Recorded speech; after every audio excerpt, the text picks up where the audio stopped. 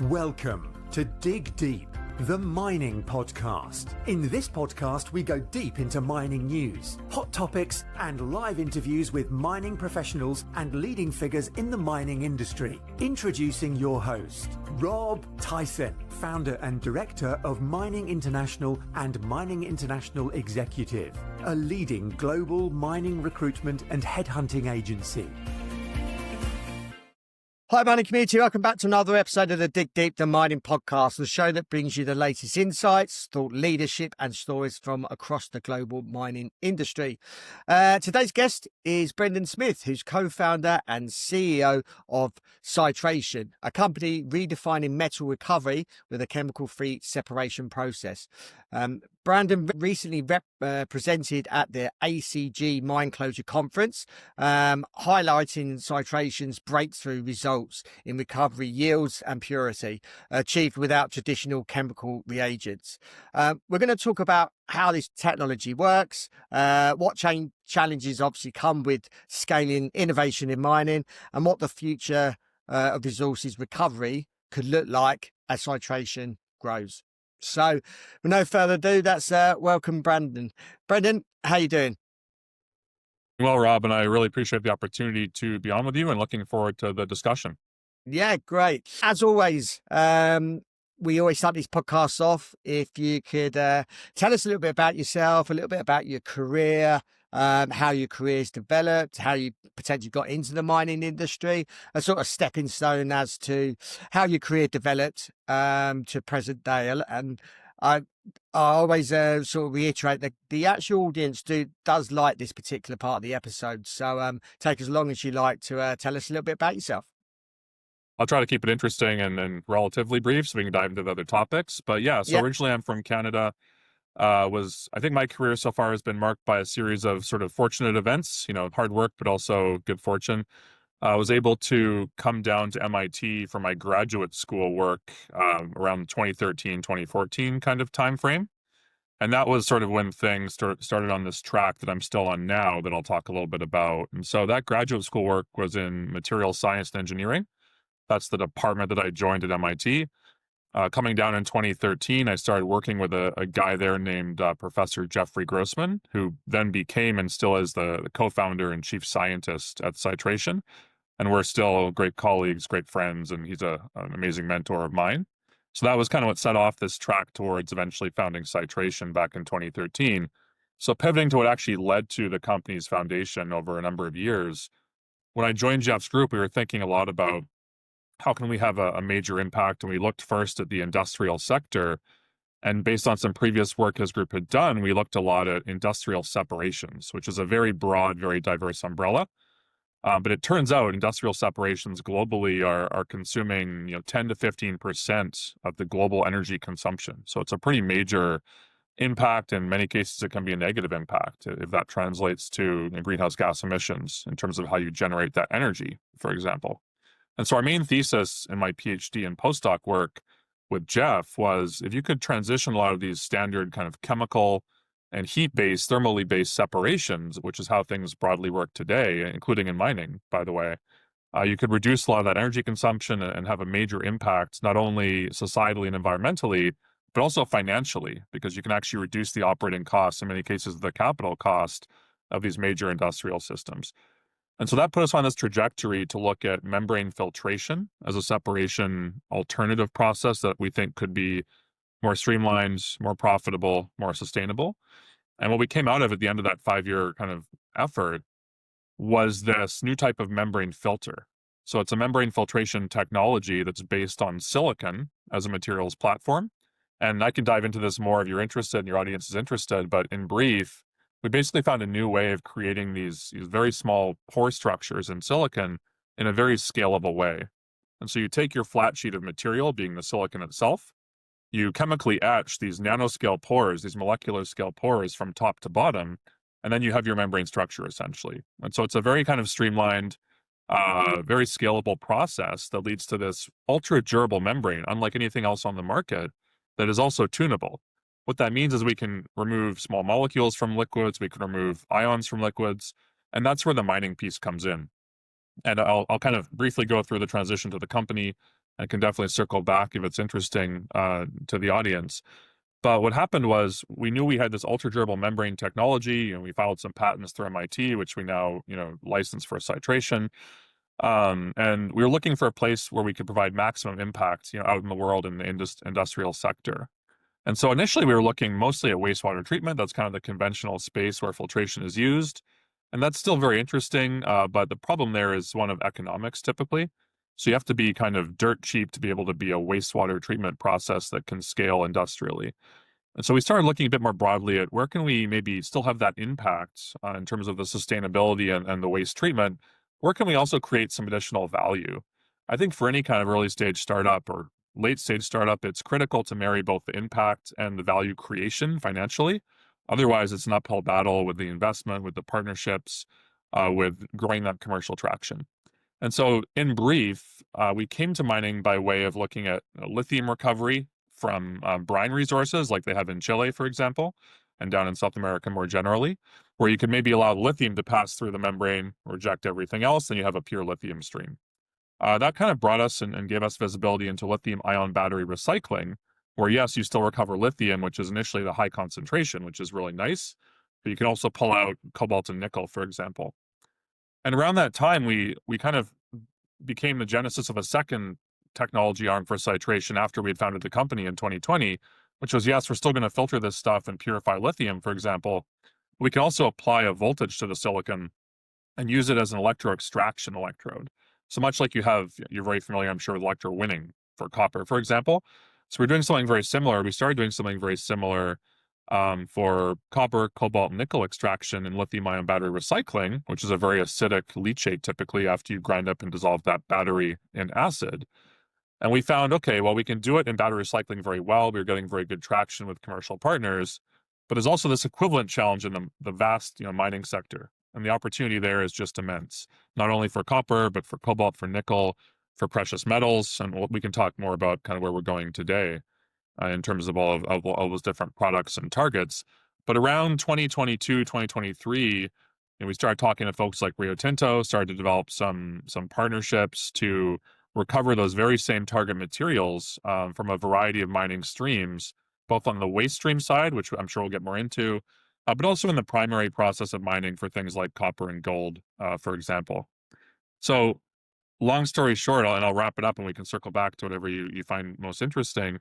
Founded the company in 2020, got some early stage support through a fellowship called the Activate Fellowship here in the United States, which is great non-dilutive, funding and support for early stage founders. That was extremely instrumental and catalytic in SiTration spinning out of MIT back in 2020.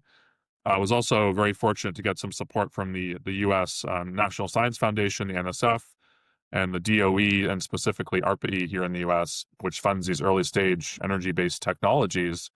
And then that led to a pre-seed funding round, which was around 2.4 million in 2022, which led to a seed round in 2024, 11.8 million. We've grown the team now to 18 people full-time working in the Boston area. And it's a very exciting time for us because we're starting to send people from our team around the world, to the US, to Australia, to Chile, to start to do these early stage piloting efforts that are so instrumental in our commercial traction journey. All right, great to hear. In September, you presented a paper during the ACG Mine Closure conference. Can you just walk us through it? And it states that SiTration process is obviously chemical free. How do you achieve metal recovery without obviously chemical reagents? And what's the biggest engineering challenge you've faced in obviously doing this? Yeah, and as you can imagine, there are numerous engineering challenges. We feel like we've overcome many of them, but they're constantly popping up as you scale and develop the applications further. So the way you do this chemical free is really based on the two SiTration foundational technologies, the filtration and the electroextraction, that sometimes work in concert and sometimes can also work independently. And I'll tell you, how that is. So on the filtration side, it's chemical free because for filtration, you're applying strictly electricity as an input to drive the pumps to pressurize the liquid, be it heap leachate or PLS or raffinate, or be it acid mine drainage or tailings pond water, pressurizing that feed stream and basically pushing it into your nanoporous or microscopically scaled porous membrane. And then the material structure of the membrane does the rest. So you don't have to add any chemical. The robustness and durability of the material, which is extremely novel in the membrane filtration space, means you don't have to do really any or very minimal at the very most pre-treatment up front before that filtration stage. And so you're using almost complete electricity to push that feed stream through the membrane, and the material does the rest of the work for you. So what that does is sort of twofold, and I'll get to the electroextraction as a second step here.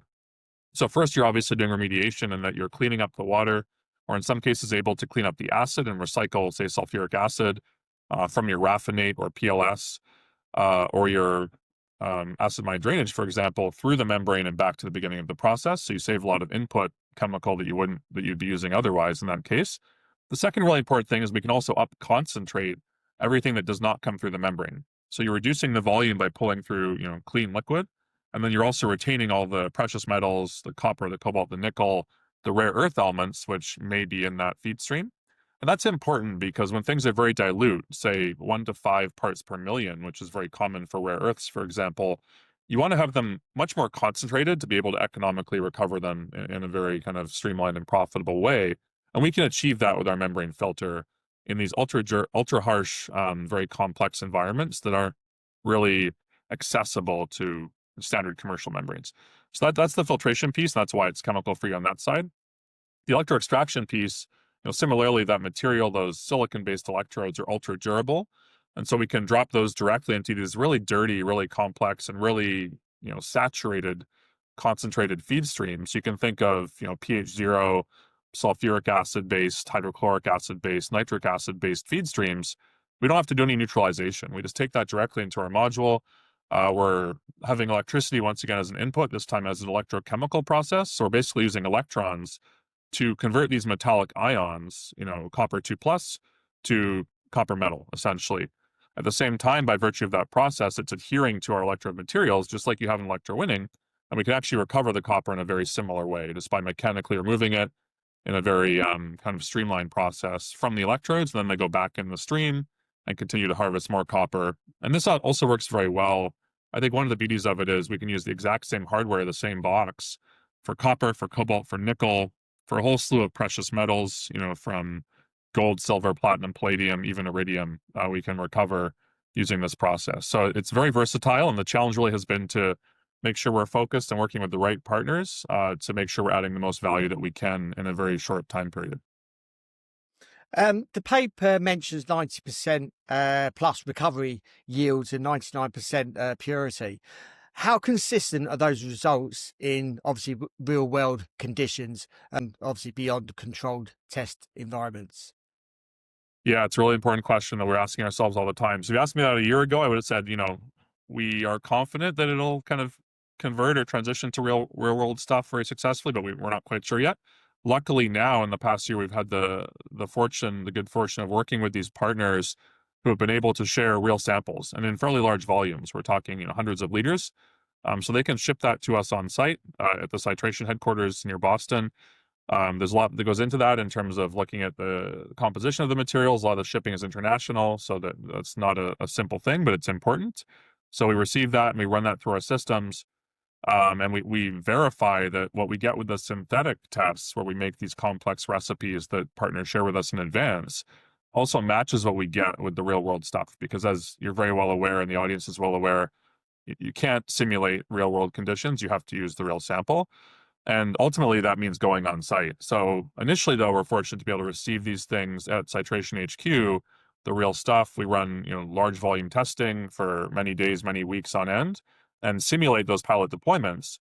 And I can't share too much detail here, but we do have some stuff in the works in terms of actually going on to customer sites and partner sites. We're going to be releasing some details on those efforts and projects in the near future. But that's definitely the next step for us. We want to validate in-house, make sure everything's working well with the real samples, and then ship out mobile versatile systems to those major mining geographies to really prove that it works in an operational environment.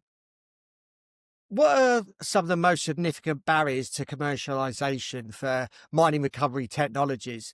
Are they regulatory, technical, culture within the mining sector? And what would help to break, obviously, through these particular barriers?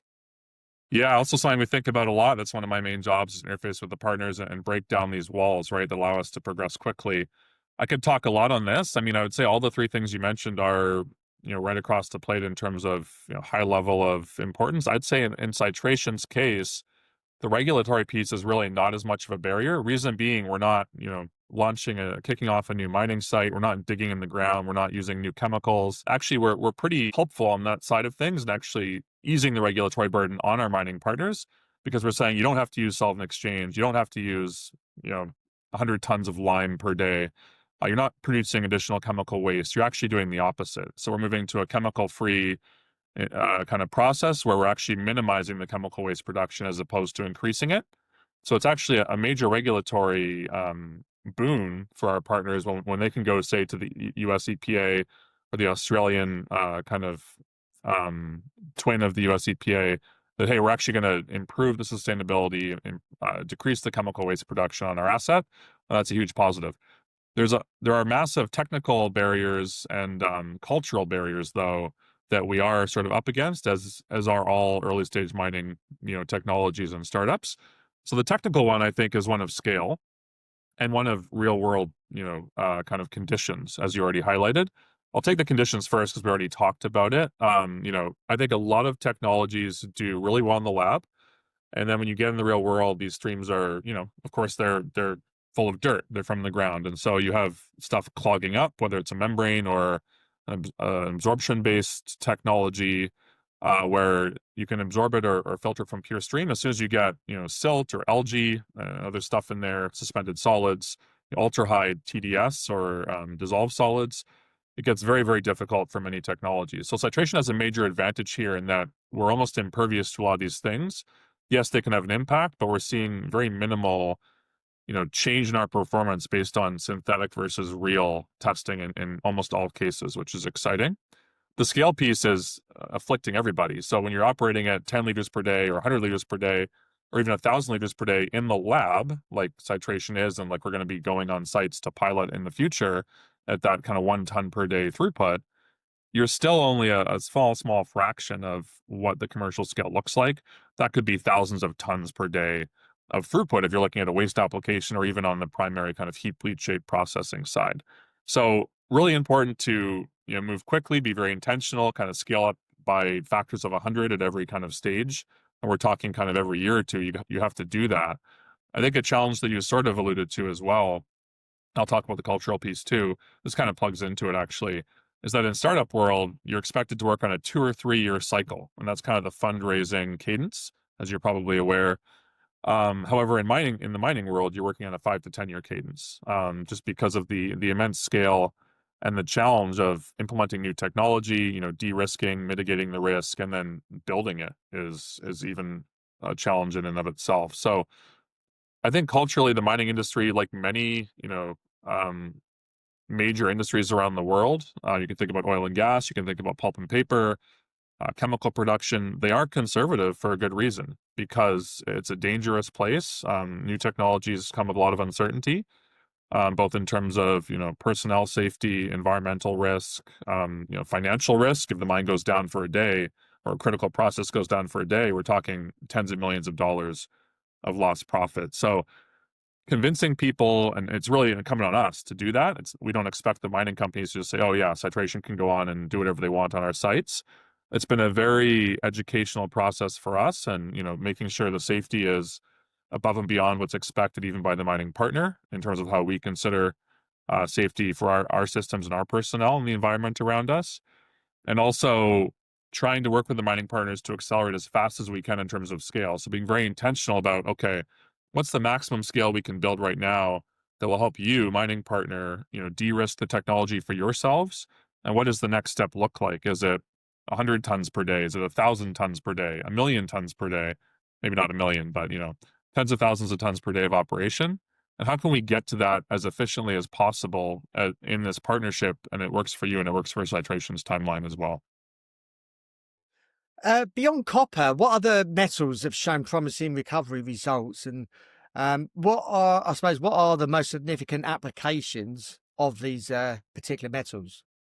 Yeah, so you know copper very well. I mean, everyone's aware, I think, that it's kind of powering the energy transition, the electrification of everything, the grid itself, and specifically recently data centers, at least in the US, and I think really all around the world, are going to be a major consumer of copper, with the AI revolution, and all the computation that has to be done and accelerated. So that's copper. I think everyone's pretty well aware of that. Excitingly, we can also access cobalt and nickel. So, of course, those are major components, two of the three most critical components aside from lithium in the lithium-ion battery chemistry typically. And there are alternative chemistries that are emerging and being discovered and developed, but those three kind of remain, the most central. And so, of course, those are always going to be important. Things like cobalt have very sensitive supply chains, coming out of the DRC, for example, in conditions that are sometimes, not very acceptable in terms of the societal and environmental burden that's happening in that supply chain. So to be able to actually harvest that from waste or from as a byproduct of primary copper mining, for example, in the US and Chile and Australia is a major benefit. Other things we capture a whole slate of precious metals, gold, silver, platinum, and palladium. So gold, I think people are well aware of, a lot of uses. The value, of course, has been growing very, very excitingly in the last many years. So that's one of great interest. Platinum and palladium, largely things like catalytic converters in cars, and also industrial catalysts for things like oil and gas or petrochemical processing, hydrogen production, for example. So very widely used industrial catalysts and some other kind of long tail applications of those things as well. And then I'd also say lithium is of interest. We don't typically get it directly, but we can sort of purify it and up concentrate it through our process as well. And of course, that's the third important component of the lithium-ion battery. And then finally, rare earths. So we're not able currently to extract rare earth oxide, high purity products. And there are other people who are working on that in both the startup and kind of larger industrial ecosystem, of course, especially with all the recent talk around restriction of the supply chain of rare earths. And what does that mean for the Western world? I think there's a lot of buzz, rightfully so, around this. What we can do and actually have shown now from real acid mine drainage, real tailings water with partners is to take in that dilute stream where you might have 1 or 5 ppm of rare earths and up concentrate that to 20, 30 ppm. And so at that point, you could kind of flow that concentrate downstream to one of these processes that already exists for harvesting rare earths.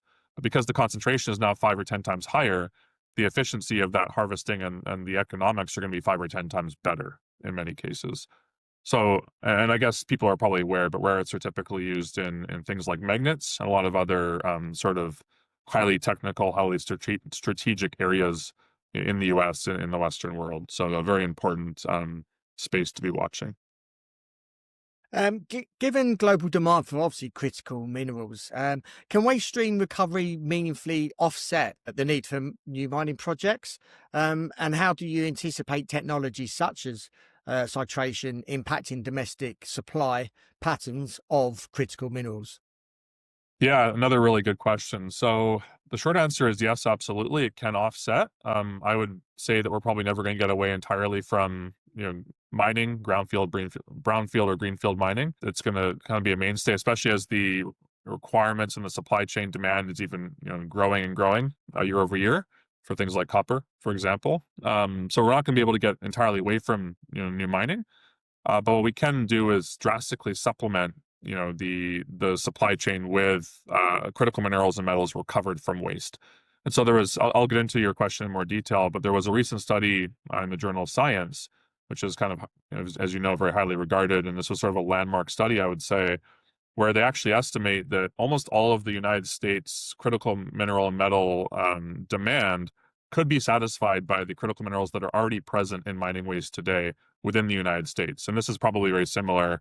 The study hasn't been done necessarily, but in Chile and Australia and other mining geographies. And so it's definitely possible. There are a number of caveats there, and that it's kind of like finding a needle in a haystack. You have billions of needles, but you have almost an incomprehensible amount of hay. And so what you need is a technology like SiTrations and others that are being developed that can kind of see through, all that complex mess and pull out the needles, because there are billions of them to be harvested across the entire critical mineral and metal spectrum. So it's possible. those materials are sort of divided between being present in liquid waste, like tailings or acid mine drainage, and solid waste, like waste rock piles that are, plentiful in all these large assets around the US and around the world. And so what SiTration can do is sort of on two fronts. So the first really low-hanging fruit for us is that existing liquid waste that's just sitting there in tailings ponds. It's an operational liability, both during the operating life of a mine and also in perpetuity after closure of any kind of mining asset. And this stuff just keeps accumulating. Acid mine drainage is fairly naturally occurring. It comes from rainwater, from snowmelt, from groundwater, kind of percolating through this ground up waste ore, self-acidifying, automatically kind of dissolving out these toxic but also highly valuable materials and metals. And so that's sitting there for the taking. We can just essentially, in a single step, using only electricity in a very mobile, versatile way, park a SiTration system on site, route that water just via some light pumping through our modules, and pull out market-ready copper. That can be copper sheets, copper powder. We have a lot of versatility in what we can extract. We can do the same for gold, platinum, palladium, often cobalt and nickel.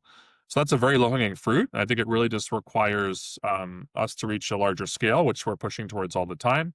And those partnerships with those asset owners and the United States government and governments of other countries that are rich in the mining kind of ecosystem to really move that forward as quickly as we can. I think the impact is huge.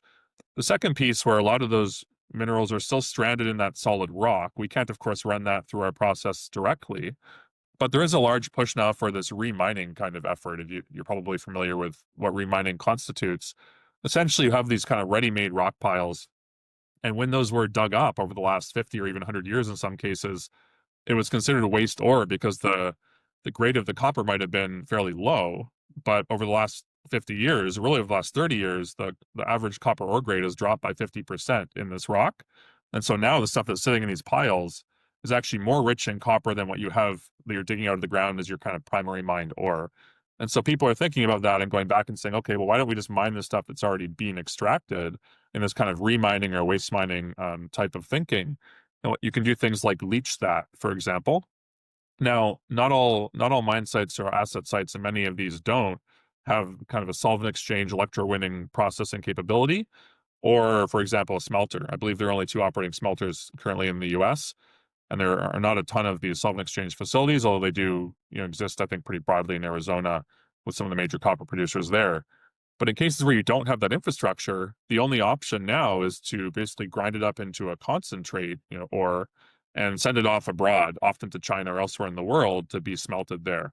So what SiTration does is say, okay, we're not going to be able to take that waste rock directly into our system, but if you want to leach your waste piles in a kind of responsible way, well lined and contained and all that, you can take that leachate, feed it through a SiTration system, and again, in one or two steps, pull out market-ready copper, market-ready precious metals, and up concentrate your rare earths to go off to kind of a centralized, processing or harvesting site, for example. What trends do you anticipate seeing across, obviously, the mining industry as SiTration is able to scale up and commercialize their technology? Yeah, so we've heard a lot from our partners around multi-metallic mining, sort of the mine of the future kind of idea, where almost every mine site has more than one sort of primary critical mineral that you could be harvesting.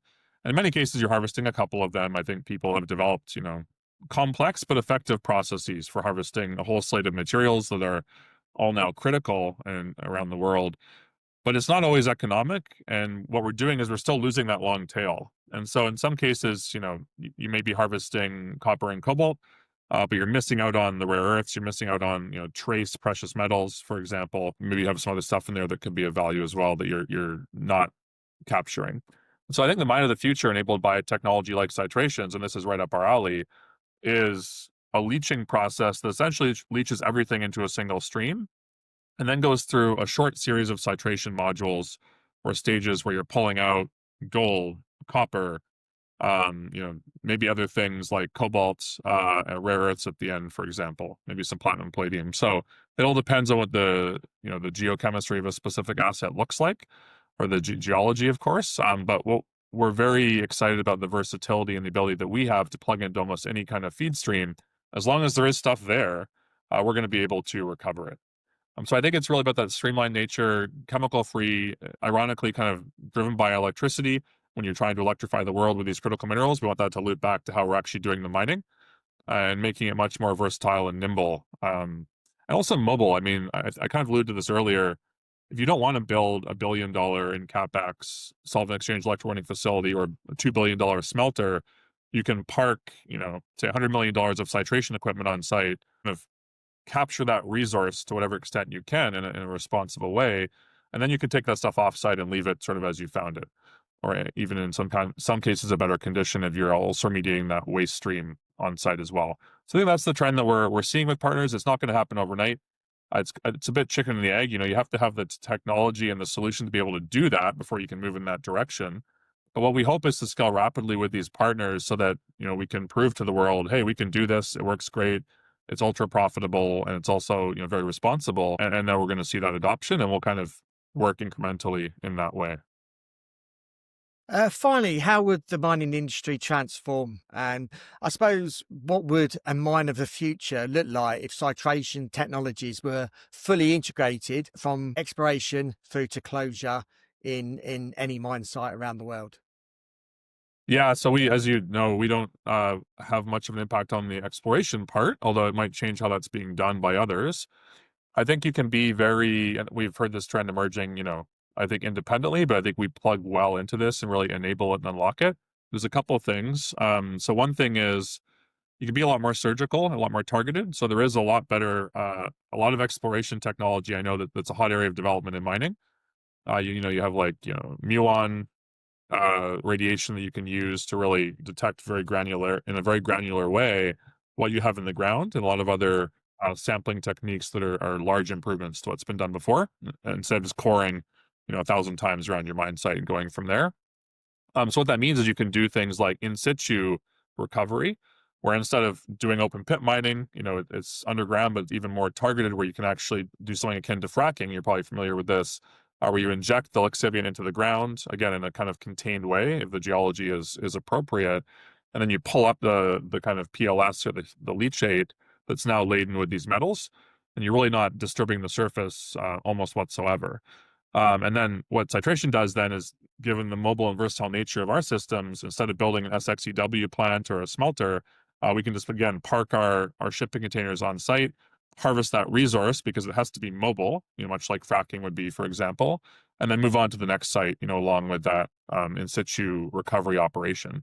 That's one example. I think another one, there's obviously a lot of buzz, really importantly, around leaching copper sulfide ores. 80% of copper ore today is copper sulfide, and it can't be leached effectively. It has to be smelted, which means pretty large societal environmental footprint, and geopolitics comes into play. But if you can leach everything locally, kind of what I said before about the mine of the future, just leach everything single stream. There's a lot of leachates that are being developed in processes for sulfide ore leaching. And again, SiTration can plug directly into that. We can take out the copper, market ready grade in one step. And so it's not necessarily that they can't use, solvent exchange electrowinning methods, but it does allow you to be a lot more nimble, a lot more mobile. You don't have to build that $1 billion SXEW facility. So I think these are the trends we're seeing, more mobility, much more surgical targeting in terms of how mining is done, and much less disruptive to the ecosystems and populations, around those asset sites, for example. Great. Brendan, really appreciate your time in sharing your story, talking about SiTration and speaking about your technology, where you're obviously looking at a chemical-free separation process, which is great to hear, and I wish you well in the future and developing this technology. If our audience wants to reach out to you, want to know more about what you're doing, how the technology is developing, how can they go about doing that, and what social media platform channels are you on? Yeah, thanks, Rob. I really appreciate you having me on. It was a really interesting discussion. Would love to connect with anyone in the audience who wants to chat. We're open to any and all discussions and partnerships to get this stuff, scaled up in the market, or just kind of educate people in general to what we're doing. So we're on LinkedIn. I am personally on LinkedIn. I'm pretty active on there. SiTration has a LinkedIn account, so you can message me there. I'm typically pretty responsive.